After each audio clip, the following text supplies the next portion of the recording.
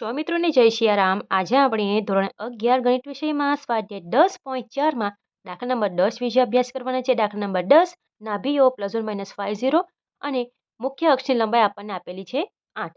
મુખ્ય અક્ષ એટલે તમારે સમજવાનું છે પ્રધાન અક્ષ, બરાબર। તો નાભીઓના આધારે આપણે અક્ષ નક્કી કરી શકીએ છીએ। અહીં x પર કિંમત આપેલી છે એટલે આપણો અક્ષ થશે x અક્ષ। તો આપણે લખીશું કે અહીં નાભીઓ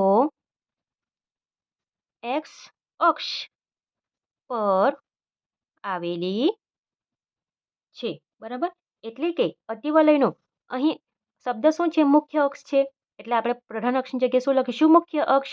ધેરફોર અતિવલયનો મુખ્ય અક્ષ શું થશે? x અક્ષ। મુખ્ય અક્ષ x અક્ષ પર છે અથવા તો x અક્ષ છે, બરાબર। હવે મુખ્ય અક્ષની લંબાઈ એટલે કે પ્રધાન અક્ષ સૂત્ર યાદ રાખવાનું। એમાં શું આવે છે? 2a। તો આપણે લખીશું કે મુખ્ય અક્ષની લંબાઈ 2a = 8। તો એની કિંમત કેટલી મળશે? 4। 8/2 એટલે કે 4। તો એના ઉપરથી a² = 4 કેટલું મળશે? 16। હવે નાભીઓ છે તેના આધારે આપણે બીની કિંમત મેળવીશું।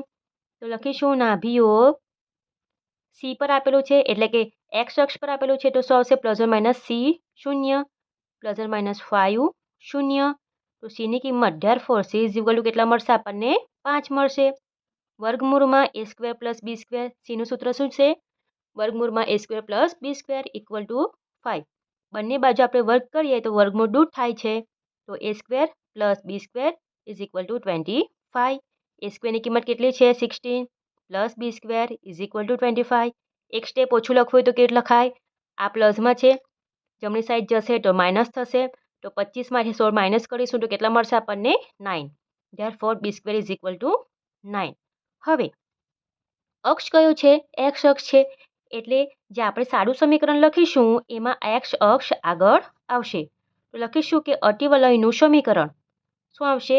x² ના છેદમાં a² માઇનસ y² ના છેદમાં b² = 1। ધેરફોર જે આપણે શોધવાનું છે માંગેલ અતિવલયનું સમીકરણ, ધેરફોર માંગેલ અતિવલયનું સમીકરણ શું થશે? ફક્ત એમાં આપણે a² અને b² ની કિંમત મૂકીશું, તો x² ના છેદમાં a² શું આવ્યા આપણા? 16 માઇનસ y², b² શું આવ્યા આપણા? 9 = 1, બરાબર। તો આ પ્રમાણે જે દાખલો છે એ અહીં પૂર્ણ થાય છે। વિડીયો પસંદ આવ્યો હોય તો વિડીયોને જરૂરથી લાઇક કરજો, અને ચેનલ ઉપર નવા હોય તો ચેનલને સબસ્ક્રાઈબ કરવાનું ભૂલતા નહીં।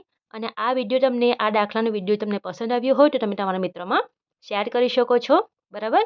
દાખલા એકદમ ઇઝી છે, અને દાખલા કેવા લાગ્યા, બરાબર? તમને યુઝફુલ લાગે કે નહીં, તમને ઉપયોગી લાગે કે નહીં, એ તમે કોમેન્ટ બોક્સમાં જણાવી શકો છો। અને સબસ્ક્રાઈબ કરવાનું ભૂલતા નહીં। સબસ્ક્રાઈબ કરશો તો તમને આવા અવનવા વિડીયો ઝડપથી જોવા મળશે। તો મળીએ આપણે આગળના વિડીયોમાં નવા દાખલા સાથે। સૌને રાધે રાધે।